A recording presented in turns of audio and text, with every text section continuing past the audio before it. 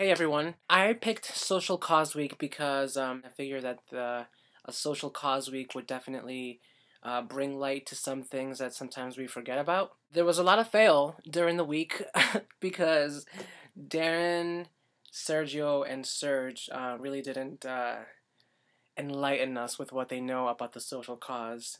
And like Kirsten said, Serge basically just went cancer. Moving on to myself, like, that's not the point, guys. The social cause that I wanted to talk about was, what is the name of it? Oh, it's Operation Smile, and basically goes to developing countries and makes surgeries for children with cleft lips and palates. These are the children that are born with like that really big, like hole or line in the middle of their lip, and it prevents them from being a normal social human being. The reason why I think this kind of speaks to me specifically, not that I ever had it, but when the closest thing, I know it's not the same, but the closest thing is when I had Bell's palsy.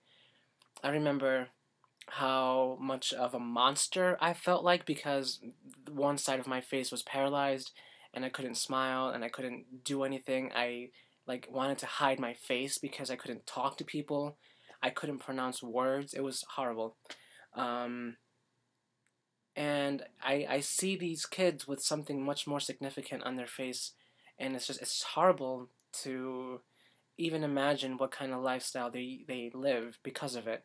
And I wanted to read a little excerpt from one of the stories on their website. It's his name is Arnoldo. He's from Venezuela, and he says, "Just 5 years old, and already I know about rejection, denial, and disappointment.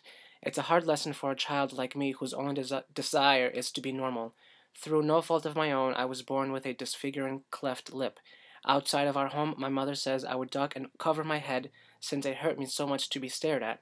I love to play baseball, though, and it took a lot of courage for me to join the other village kids when they played because of how much they teased me. Every night before going to bed, I would get on my knees and pray for a miracle that would make me look just like the other kids. My prayers were answered. During the Operation Smile medical mission to Barinas, Venezuela, I was one of more than 160 children selected for surgery. When my father saw me in the recovery room, he said, I feel joy, much joy. I thank all the doctors. May they keep performing this good work, not only for my child, but for all the children who need it." Um, so basically what happens is people donate money to Operation Smile, and they go from country to country. They have like a schedule, and they basically round up the villagers and they decide who needs the surgery most, and it's free for them. It's like it takes $240 for each surgery. Each surgery is 45 minutes long. Not that I'm persuading you guys to donate $240, but a dollar helps.